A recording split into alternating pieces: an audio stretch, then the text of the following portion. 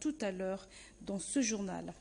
Et puis dans ce journal, vous aurez droit à la revue de presse qui vous sera présentée par notre confrère Jean-Pierre Ndolo Demazou. Il est 13h30 à Kinshasa. Bienvenue dans votre journal de la mi-journée qui prend la direction de la ville de Goma. La situation sécuritaire demeure particulièrement instable dans l'est de la République démocratique du Congo. C'est le président rwandais Paul Kagame, principal créateur du RCD, CNDP, M23. Et quelle serait donc à la base de cette situation? Ce qu'il ne doit jamais oublier, c'est que nous défendrons chaque centimètre de notre territoire, a dit Patrick Mayaka Teboué, ministre congolais de la communication et porte-parole du gouvernement, joint au téléphone par notre confrère Oscar Malkaesh depuis la ville de Goma. Kagame a transgressé l'histoire. Il a délibérément choisi de traverser l'histoire. Ce qu'il n'a pas dit et qu'il aurait dû dire, c'est que c'est lui qui est à la base et la cause de tous les problèmes que nous avons à l'est de la République démocratique du Congo depuis plus de 20 ans. Rappelez-vous que c'est lui qui a créé les RCD, les CNDP, les M23. Il fournit armes et munitions à tous ceux qui déstabilisent l'est de la République démocratique du Congo. Je me fais le devoir de rappeler ce que le président a dit. C'est que pour notre patrie, nous la défendrons à chaque centimètre et qu'il est hors des questions de laisser penser ces velléités, ces idées expansionnistes du président Kagame, c'est là être bien clair. En plus, je pense qu'il faut peut-être demander à la Belgique de lui rappeler ce qu'étaient les actes de nos frontières. Il y a quelques semaines, nous avions fait un briefing avec le professeur Chibangu Kalala, qui avait bien expliqué cette problématique des transferts des frontières, etc. Donc aujourd'hui, ce que le président Kagame doit faire, c'est de respecter ses engagements souscrits dans le cadre de la feuille de route de Luanda, de cesser de soutenir le M23, qui a été démontré mondialement, de retirer ce main de la RDC, comme le pape l'avait dit. Et c'est mieux de faire comme ça que de penser que par une forme de mégalomanie, on peut réussir à tromper toute une opinion pour penser pouvoir mettre la main sur quelques centimètres de terre de la République démocratique du Congo. Il faudra marcher sur toutes nos populations et sur tous nos soldats pour penser arriver à un dessein si cynique. Si le président Kagame a choisi délibérément de mal lire l'histoire, c'est pas de notre faute. Nous, les gouvernements, nous travaillons à ramener la paix à l'est de la RDC. C'est le travail quotidien que fait le président de la République. Vous vous souviendrez que le président de la République avait choisi la voie de la diplomatie et de la paix avec tous nos pays voisins, mais le président Kagame a démontré par son attitude que c'est lui qui veut voir la paix revenir dans la région de Grand Lac. Donc, ceci dit, nous sommes dans le cadre du processus de Luanda en train de faire notre part. Nous espérons qu'il fasse la sienne, auquel cas nos forces armées de la République démocratique du Congo, qui sont prêts et qui payent déjà le prix de leur sang, vont défendre l'intégrité territoriale. Le gouvernement congolais doit-il considérer ces déclarations comme étant une déclaration de guerre?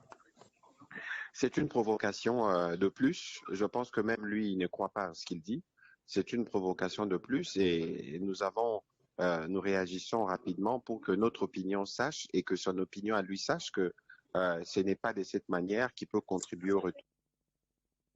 C'est une visite de quelques heures qui traduit une volonté de soutenir les victimes des atrocités de la guerre causée par le M23 dans la partie est de la République démocratique du Congo. Le président de la Confédération suisse, Alain Berset, a au terme de son voyage officiel en République démocratique du Congo visité l'hôpital de Pandi et quelques infrastructures dans la province du Sud Kivu. Dans ses différentes prises de parole publiques à Bukavu, le président de la Confédération helvétique n'avait cessé d'admirer le paysage du Sud Kivu, présenté comme la Suisse de la République démocratique du Congo. Et c'est pour se rendre compte de cette réalité qu'Alain Berset a préféré une randonnée lacustre pour relier la ville de Goma, son point de chute et dernière étape de sa visite en République démocratique du Congo. Le président Berset a admiré ce paradis terrestre pour lequel il a assuré de faire le plaidoyer. Des assurances réitérées à Goma, ultime étape de sa visite.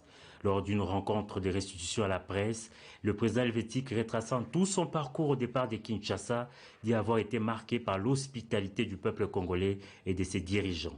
S'agissant des violences armées dans le Nord Kivu avec ses lots de malheurs pour les déplacés des guerres notamment, Alain Berset, dont le pays présidera d'ici le mois prochain à la destinée du Conseil de sécurité, promet l'accompagnement de la Suisse pour un dénouement de la crise sécuritaire et humanitaire. Dans le cadre de cette présidence, nous allons promouvoir ces éléments. Il y a plusieurs axes sur lesquels nous travaillons, mais il y aura en particulier en mai un débat important sur la protection des populations civiles. C'est une des raisons d'ailleurs de ma présence ici, pour voir le terrain et pour pouvoir aussi porter ces réflexions et porter les conclusions que nous pouvons tirer de ces visites dans ce débat. Je pense que la situation dans l'Est de la République démocratique du Congo, depuis maintenant bientôt 30 ans, cette situation d'instabilité, de conflits latents, de conflits déclarés, de choses qui changent tous les jours, est un problème essentiel pour la région, d'instabilité. Et puis, ça dure depuis assez longtemps et ça fait en sorte que ça n'est pas une crise dont on parle, j'allais dire malheureusement, assez souvent, assez régulièrement sur le plan international. Donc je pense que ce qu'on peut attendre, et c'est la raison de notre présence ici, c'est d'avoir, dans le fond, une voix pour la paix, pour la stabilité dans la région, qui peut s'exprimer, une voix qui vient d'en dehors du continent africain. Bien avant cette conférence de presse, le président Bercé s'était rendu à pied au quartier général de la MONUSCO Goma, à quelques encablures. Les échanges avec les responsables de la mission onusienne ont porté sur le travail que cette mission réalise en matière de protection des civils, en appui à la force de défense et de sécurité, aussi bien sur le plan de la protection des civils avec les dispositifs militaires de la MONUSCO. Il faut préciser que la Suisse est un partenaire important des Nations Unies. Autre temps fort de cette rencontre, c'est l'hommage aux victimes des casques bleus et celles de l'armée régulière tombées sous les atrocités des groupes rebelles. Le président helvétique a salué leur mémoire en déposant sa couronne de fleurs sur la stèle de la MONUSCO. Après 5 jours passés en RDC, Alain Bercé quitte le pays suffisamment renseigné de malheurs causés par le voisin rwandais à travers ses supplétifs du M23. À l'aéroport de Goma, le sourire était partagé de toutes les parties pour un séjour couronné de succès. Et c'était en présence des ministres congolais des droits humains et celui de la communication et médias. Ils sont tous policiers présumés kidnappeurs. À l'issue d'une audience foraine, Peter Kazadi, ministre de l'Intérieur, a martelé que ceux qui sont censés pratiquer la loi doivent être exemplaires. On en parle avec Alain Bikaï. Il a tenu lui-même des ROC de sa présence à l'audience foraine des présumés policiers kidnappeurs des civils au moyen des taxis communément appelés catch. Ces éléments de la PNC sont poursuivis par l'organe de la loi en procédé de flagrance pour l'extorsion des biens des personnes kidnappées, ayant placé son mandat sous la lutte contre l'insécurité et le rétablissement de l'autorité de l'État. Le patron de la sécurité nationale, Maître Peter Kazadi Kankonde, a appuyé cette démarche en déclarant que ceux qui sont censés respecter la loi doivent être exemplaires.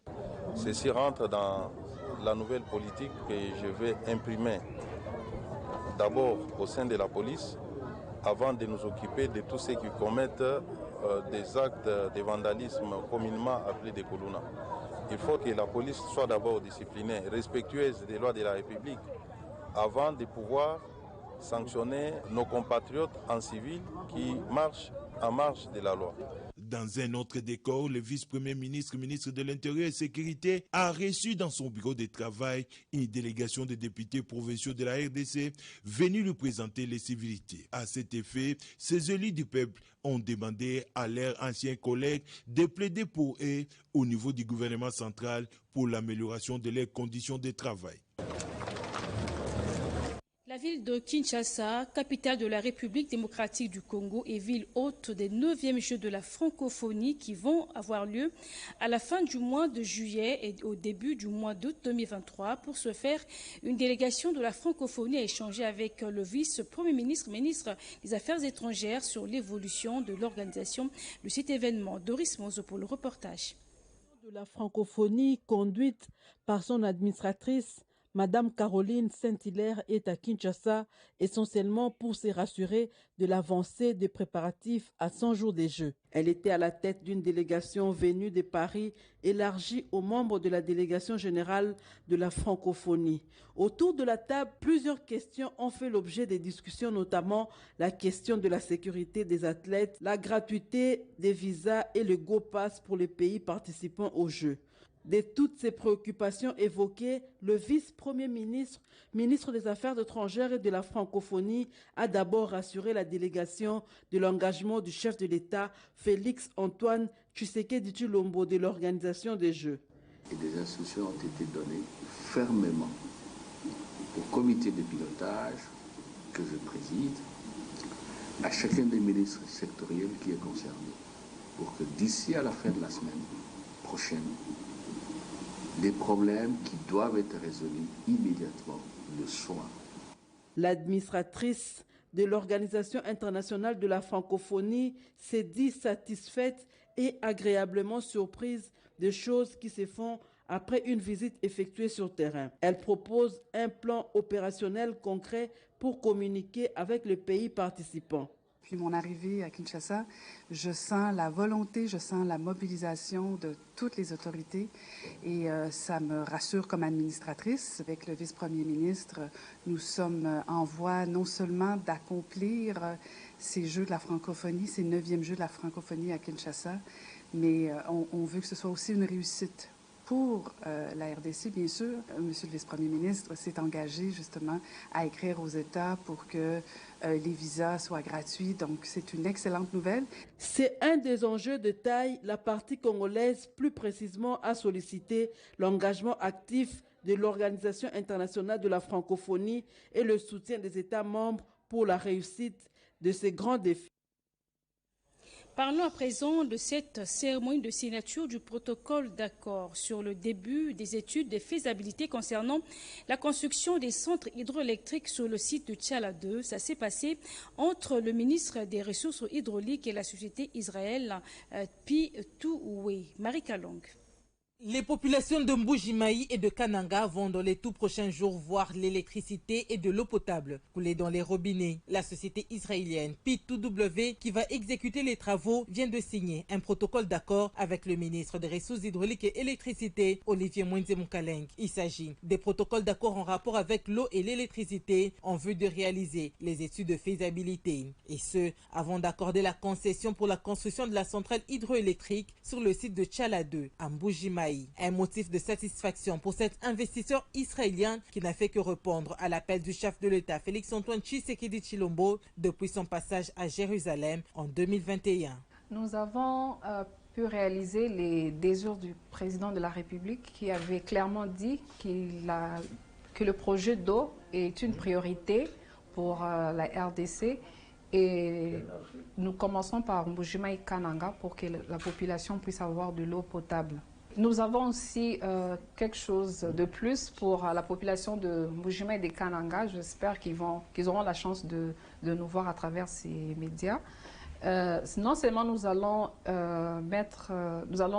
produire de l'eau potable, mais nous allons aussi produire de l'électricité. Ce projet de construction de la centrale hydroélectrique sur le site de Tchala 2 va contribuer à la relance de l'économie de la province. Des formateurs techniciens du ministère de Pêche et Élevage a été mis en place dans les provinces du Kasaï, Kasaï central et Kwilu. C'était au cours de 4 jours de formation des formateurs en élevage organisés par l'Organisation des Nations Unies pour l'alimentation et l'agriculture dans la ville de Tikapa. Les explications avec Franklin et Claire Kalombo. Organisé par la FAO dans le cadre du projet multisectoriel de nutrition et de santé en République démocratique du Congo, cet atelier de formation a réuni une vingtaine d'agents étatiques en charge de santé et productions animales des 3 provinces, notamment le Kasaï, Kasaï central et Kwilu. Donatien Ngoy, chef de bureau FAO Kasaï, explique le pourquoi de ces assises. Il est attendu que les capacités du personnel en charge de santé et de production animale soient renforcées en meilleure technologie de conduite d'élevage, adaptée au contexte local et familial pour toutes les espèces, surtout à cycle court.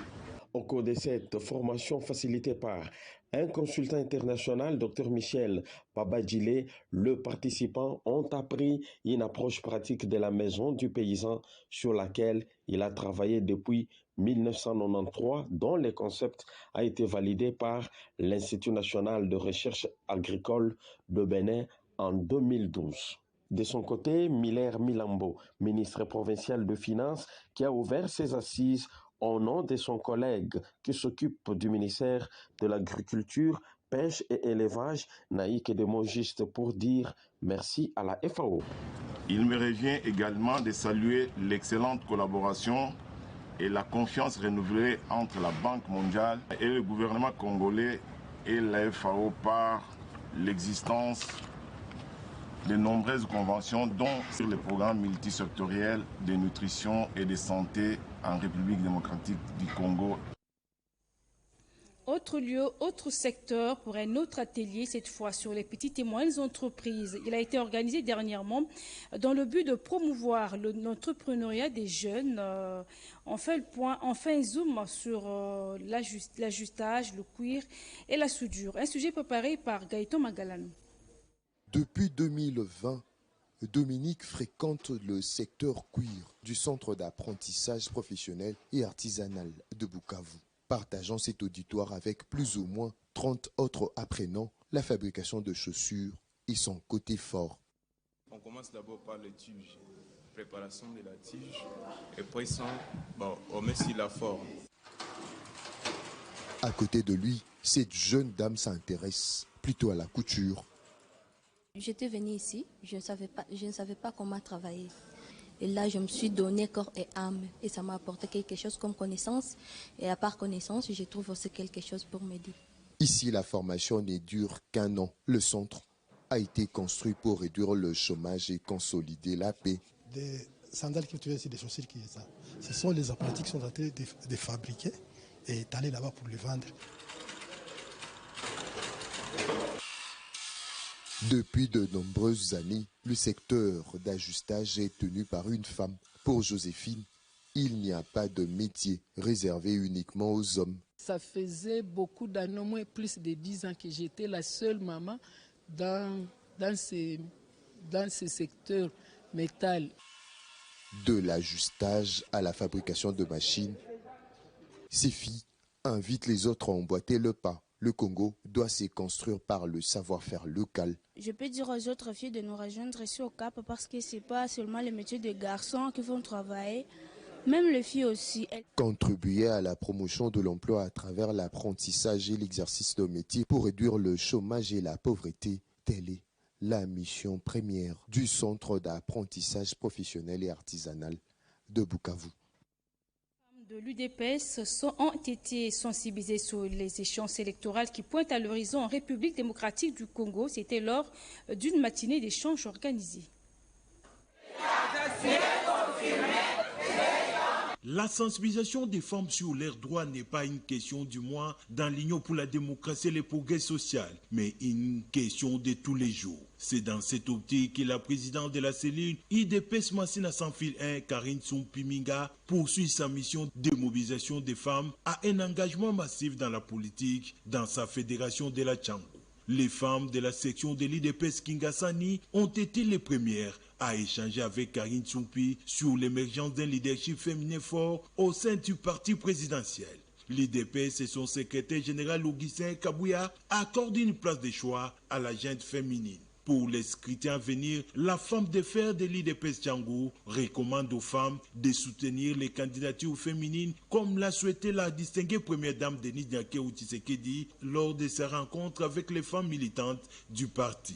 Au quartier Bikoukou dans la commune de Kimbanseke, Karine Tsumpi a conscientisé l'assistance sur les rôles que doit jouer la femme pour la réélection de Félix Antoine Tshisekedi Tshilombo, champion de masculinité positive.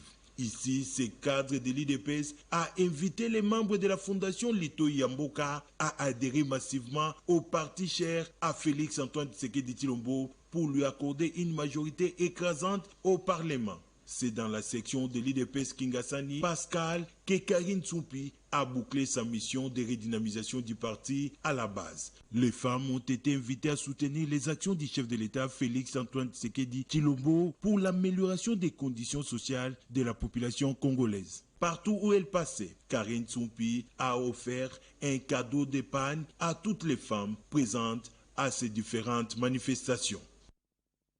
Autre chose, la foire internationale de Kinshasa a servi de cadre à la cérémonie de sortie officielle d'une structure apolitique dénommée Coalition nationale pour la parité et la bonne gouvernance. Elle vise à assurer la réélection du président Félix Antoine Tshisekedi et la représentativité équitable des femmes dans les institutions de la République. Témoin de l'événement, Junior Yangumba du jeu Frédéric Ndibou. La sortie officielle tant attendue de la Coalition nationale pour la parité et la bonne gouvernance a enfin eu lieu le samedi 15 avril à la Foire internationale de Kinshasa. La CPG est une union des femmes qui se sont engagées à défendre la patrie, les droits des femmes, mais aussi soutenir les présidents de la République, chef de l'État, dans son combat pour le bien-être social. Objectif de la coalition est sali, tant bien que tozali à politique. Bien qu'à politique, l'objectif de la coalition, c'est aussi de choisir des dirigeants qui se soucient du bien-être de la population congolaise et de la paix.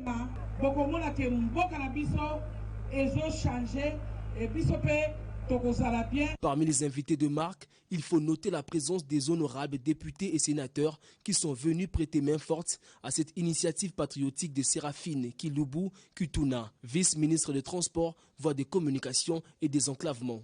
A signaler aussi la présence de quelques membres du présidium de cette synergie, dont le pasteur Jean-Jacques Ambala Chilombo et Esther Massiala.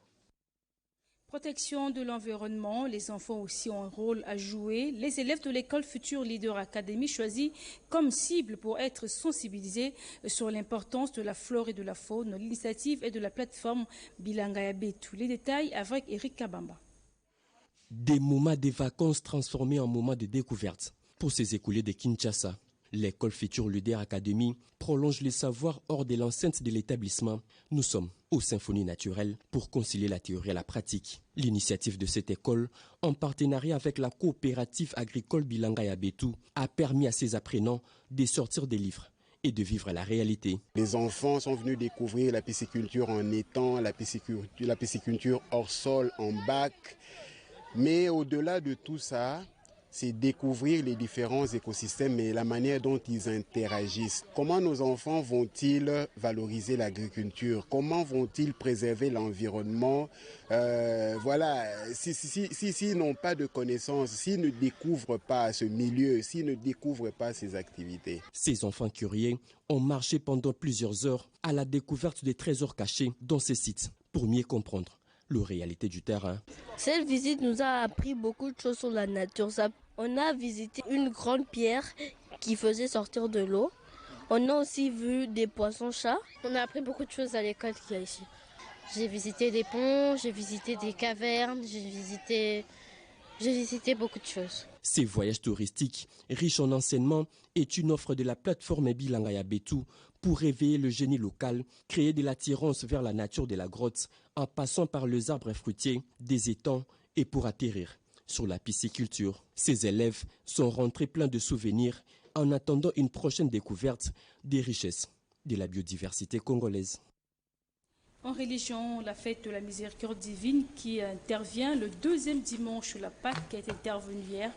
Célébrée par l'Église catholique universelle, cette fête fut instaurée par le pape Jean-Paul II lors du jubilé de l'an 2000 à la suite des révélations de la Sainte Faustine. C'est dans ce sens que Monseigneur Jean Crispin Kimbeni, évêque du diocèse de Kisantu, a communié avec les fidèles de la paroisse divine Miséricorde dans la commune de Mongafula. Nicole Tsesep-Loka, Iverson Kabobo ont signé ce reportage.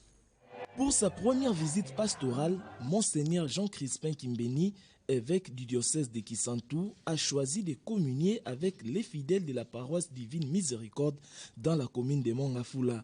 Cette messe a connu la participation de plusieurs autorités politico-administratives, religieuses, mais aussi des membres de la Fondation divine Miséricorde de l'archidiocèse de Kisantu et de représentants des différentes paroisses du doyenné Sainte-Marie de Kimwenza. Dans son homélie, Monseigneur Jean Crispin Kimbeni est revenu sur le comportement de Thomas qui, malgré ses faiblesses et sa vulnérabilité, a reconnu le Christ ressuscité. En tant que jumeau de Thomas, le chrétien doit toujours tourner son regard vers le Christ, quels que soient ses problèmes et faiblesses. Car la miséricorde divine se manifeste comme une mère qui accompagne et assiste ses enfants. Autre temps fort de cette célébration eucharistique, c'est la présentation des nouveaux membres du ministère extraordinaire de la communion, autrement appelé Nkumu, à la grande satisfaction du curé, le père Clément Bosch, ainsi que l'inauguration du bloc sanitaire construit sur fonds propres des fidèles. C'est dans une ambiance bon enfant que les chrétiens de la paroisse Divine Miséricorde ont fêté leur sainte patronne à travers un repas de cœur dans les CVB.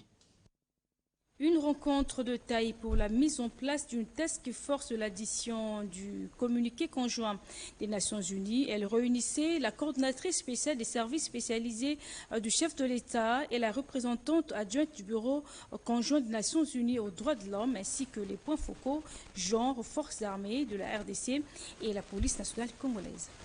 Souci de doter la République démocratique du Congo d'un arsenal juridique en ce qui concerne la mise en place d'une task force de l'addendum au communiqué conjoint des Nations Unies sur les questions des violences basées sur le genre, à l'instar d'autres pays comme l'Ukraine, ayant pour mission bien sûr faire le suivi global de l'addendum au communiqué conjoint afin que cela soit de mise.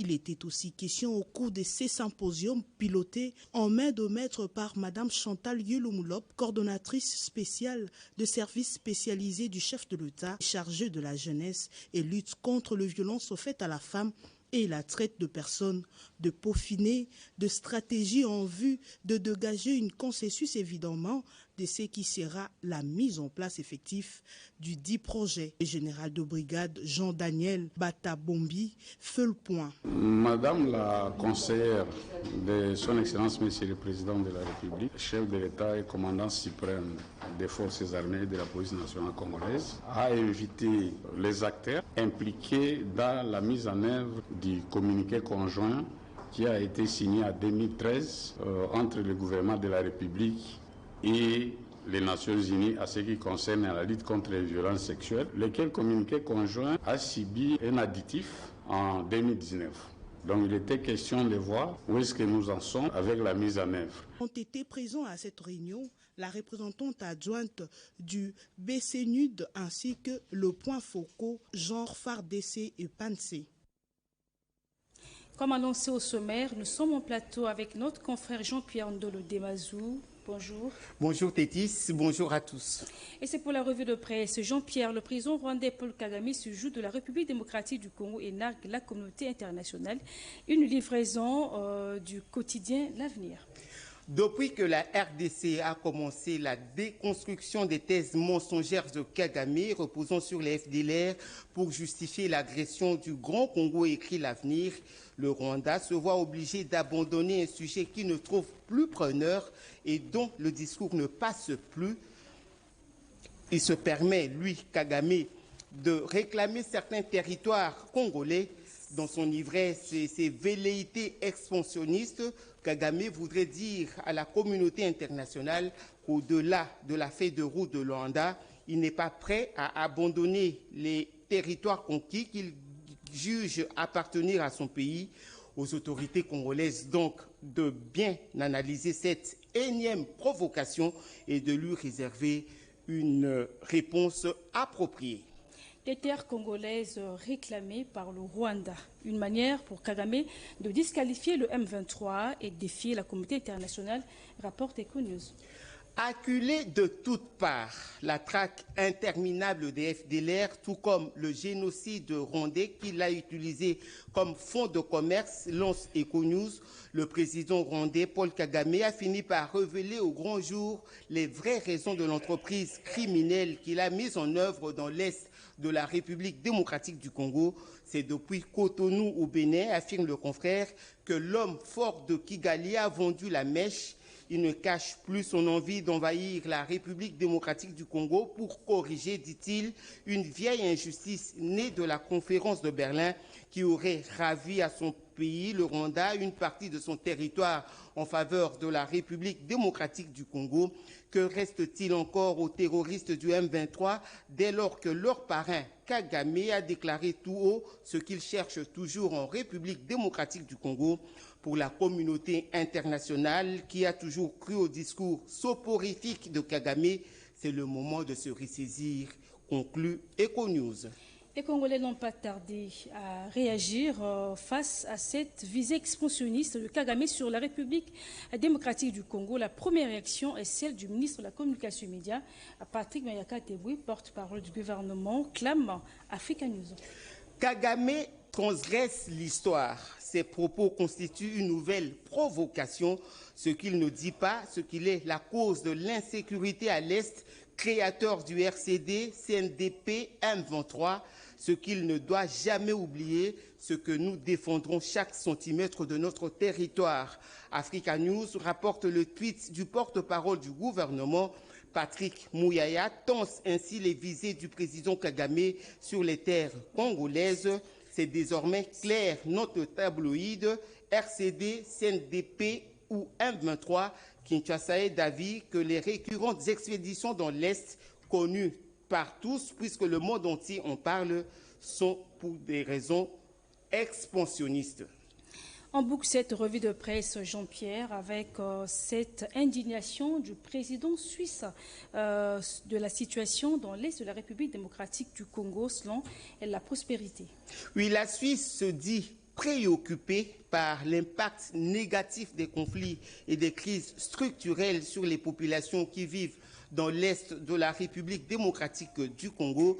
Cette réaction, à en croire la prospérité, intervient à la suite de la visite du président suisse en République démocratique du Congo, une visite qui l'a conduit à Kinshasa, à Goma et à Bukavu. Merci Jean-Pierre pour vos éclaircissements. Merci Tétis. Et cette édition est donc à son terme. Merci de votre aimable attention. Très bonne journée à vous. À bientôt pour un autre journal.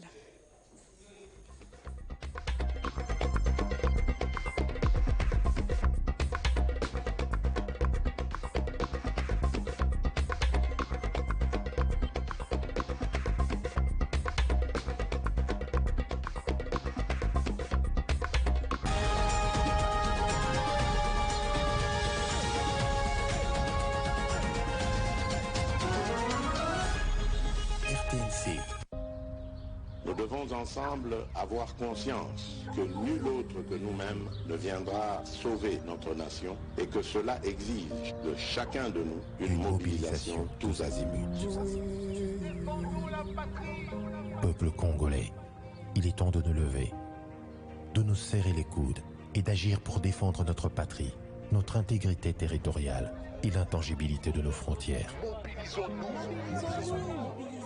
La République démocratique du Congo est victime d'une nouvelle agression rwandaise et des actes criminels et terroristes du M23. Ils ont juré